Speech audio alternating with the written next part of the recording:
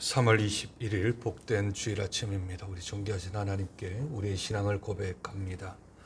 전능하사 천지를 만드신 하나님 아버지를 내가 믿사오며 그 외아들 우리 주 예수 그리스도를 믿사오니 이는 성령으로 잉태하사 동정녀 마리아에게 나시고 본디오 빌라도에게 고난을 받으사 십자가에 못 박혀 죽으시고 장사한 지 사흘 만에 죽은 자 가운데서 다시 살아나시며 하늘에 오르사 전능하신 하나님 우편에 앉아 계시다가 저리로서 산자와 죽은 자를 심판하러 오시리라.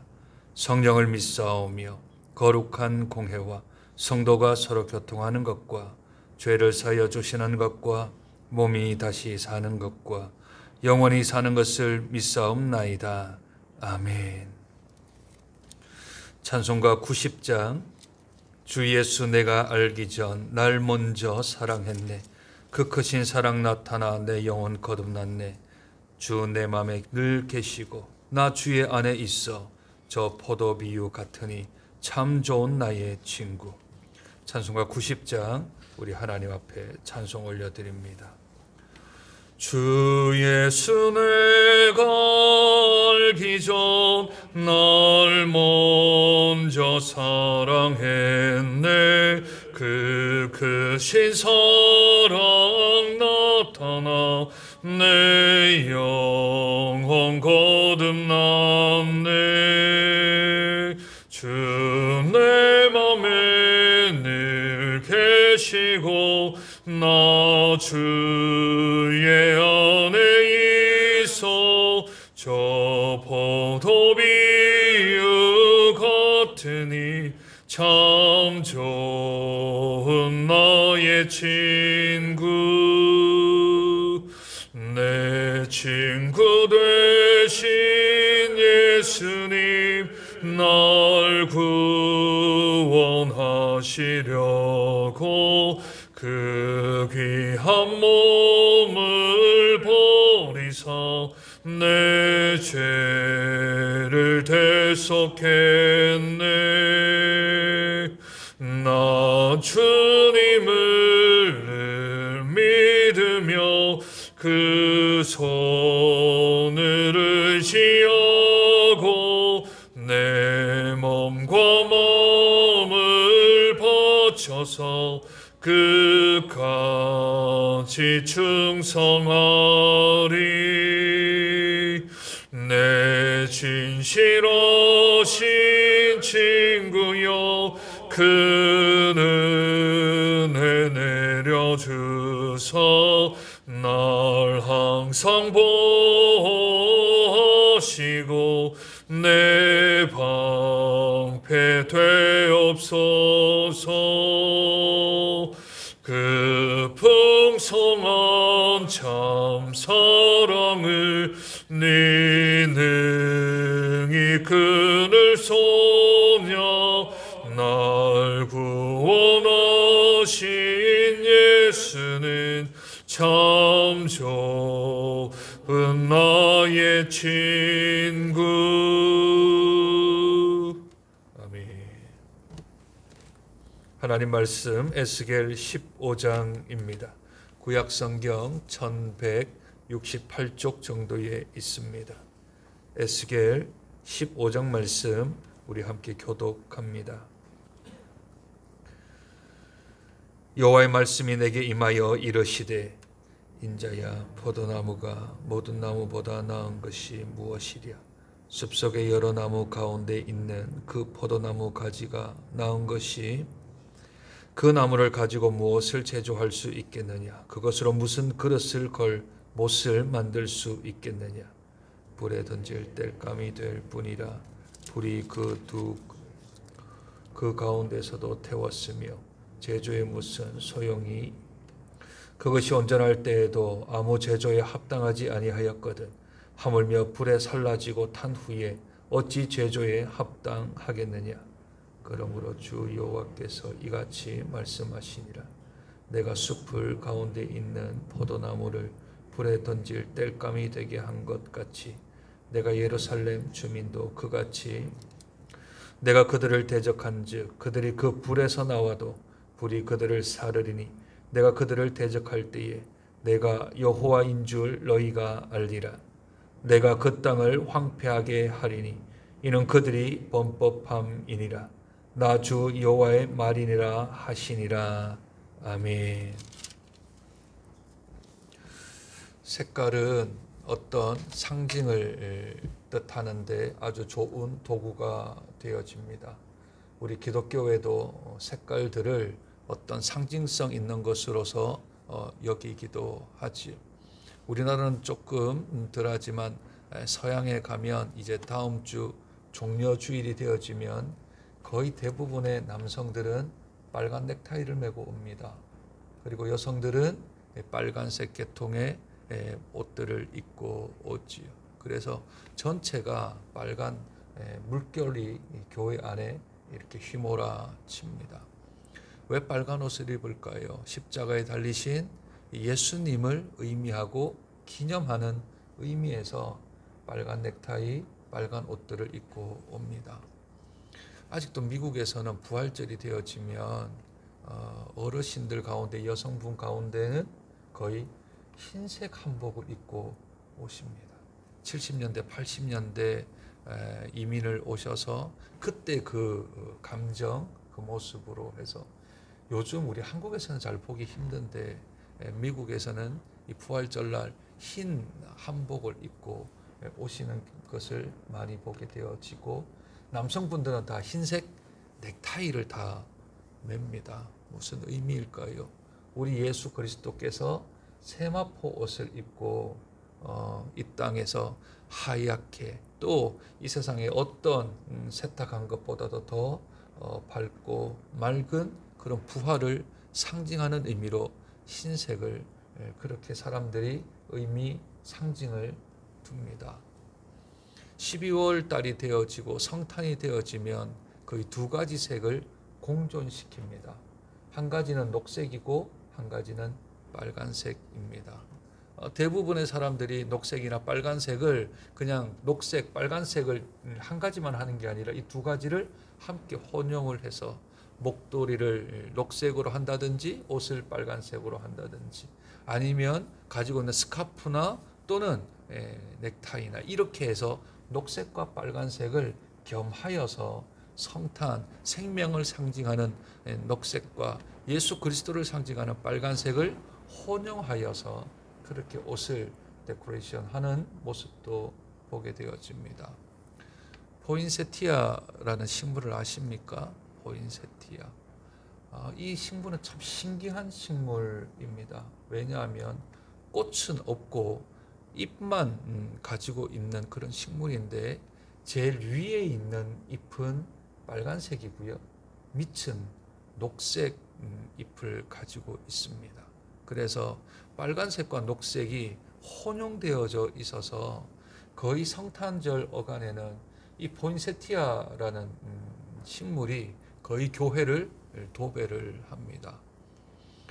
얼마 전에 장전중학교에서 교회가 감사하다고 화분을 10그루, 조금 오래된 이야기입니다만, 그때 포인세티아 10그루를 교회에다가 주었는데, 문제는 시기가 안 맞아서 1월 달에 그걸 주니까 성탄하고는 전혀 맞지 않는, 그래서 그걸 놓아두기는 놓아두었는데 좀 이게 교회의 절기와는 좀 맞지 아니하는, 색과 이 절기와 맞지 아니하는 좀 언밸런스를 가진 때가 있었습니다. 에스겔 15장에는 이렇게 색깔이 안 맞거나 언밸런스가 되어지는 이야기를 우리에게 좀 전하고 있습니다. 이스라엘을 포도나무 비유로 사용을 하지요. 이스라엘에는 아주 흔하고 많은 부분에서 생계를 이어가는 것이 포도나무입니다. 그래서 포도나무나 감람나무나 아주 성경에서는 자주 등장하는 그러한 비유들입니다. 이사야 5장, 또 예레미야 2장, 호세아 10장, 시편 80편, 그리고 우리가 잘 아는 요한복음 15장에도 다 포도나무 비유가 등장을 합니다. 오늘 에스겔 15장에서도 포도나무 비유에 대한 그런 내용입니다. 포도나무는 과실수입니다.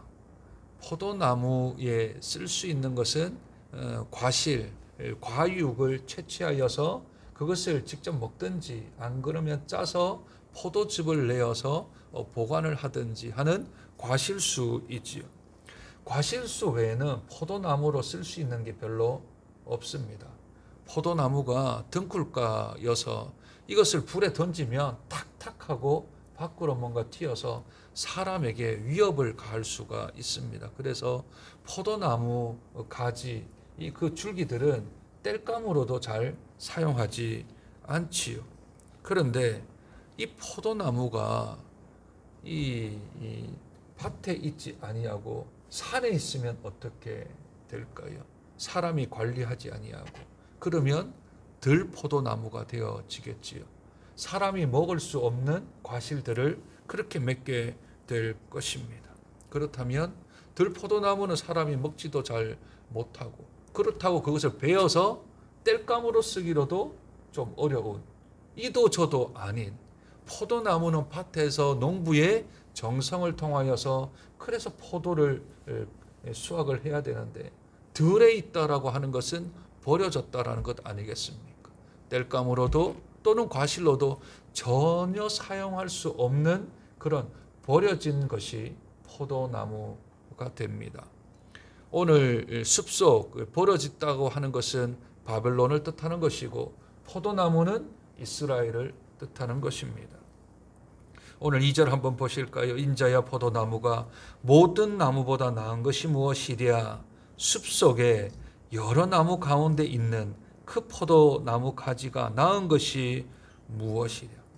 포도나무가 다른 나무보다 나은 것은 과실을 맺는 것인데 그런데 숲속에 이 포도나무가 버려진 상태로 있으면 전혀 사람에게 도움이 되지 않듯이 지금 이스라엘이 바벨론의 포로로 끌려가서 그곳에서도 어떤 아무런 열매를 맺지 못하고 그저 버려진 상태로 땔감도 되지 못하는 그 상태에 하나님과 완전히 결별한 상태, 하나님을 전혀 찾지 않고 바벨론 땅에서도 우상을 섬기고 하나님을 찾지 않는 상태라면 이스라엘은 땔감으로도 과실로도 사용할 수 없는 나무가 된 그러한 상태라고 성경은 지적을 하고 있는 것입니다. 열매도 맺지 못하는 포도나무, 또 불에 던져져봤자 땔감도 제대로 사용되지 아니하는 이 포도나무, 그것은 이제 남겨진 것은 뭐가 있겠습니까? 심판밖에 더 있겠습니까? 이제는 이 땔감이 아니라도 그냥 불에 던져 넣어 없어져 버리는 것으로 심판하는 것밖에는 더 있겠습니까? 그래서 4절에 보니 불에 던질 땔감이 될 뿐이라. 불이 그 두 끝을 사르고 그 가운데도 태웠으면 제조에 무슨 소용이 있겠느냐. 완전히 그걸 불에 던지고 나서는 그거 가지고 못 쓰겠냐는 겁니다.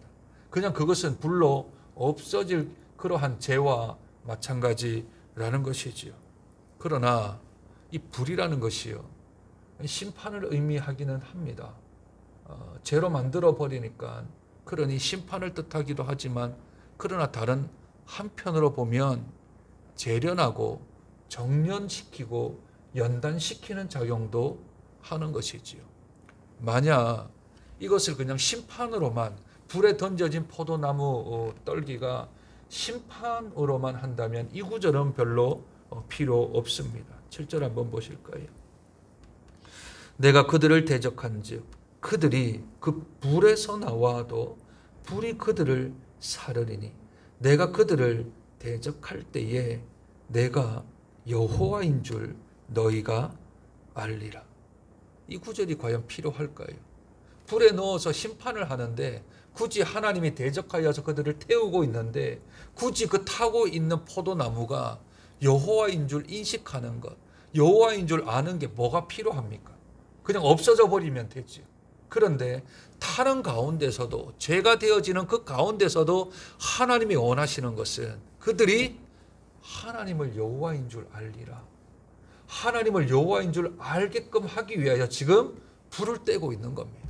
열매도 맺지 못하고 제대로 된 땔감의 역할도 못하지만 그럼에도 불구하고 그들의 행위가 아닌, 그들의 삶이 아닌, 그들이 무엇을 해서가 아닌 그들은 그냥 하나님의 선택받은 백성으로 지금은 불에 타고 있지만 지금은 죄로 변하고 있지만 그 순간에도 하나님이 원하시는 것은 그들이 주께로 다시 돌려 이 모든 대적하는 분도 하나님이시고 지금 나를 태우시는 분도 하나님이시고 그러나 태우거나 또는 나에게 불을 붙이거나 죄로 만드는 하나님이시지만 그것이 목적이 아닌 그를 통하여서 어떻게 하든지 간에 하나님을 인식하도록 하나님을 다시 찾도록 만드는 것이 우리 하나님 아버지의 마음인 줄로 믿습니다.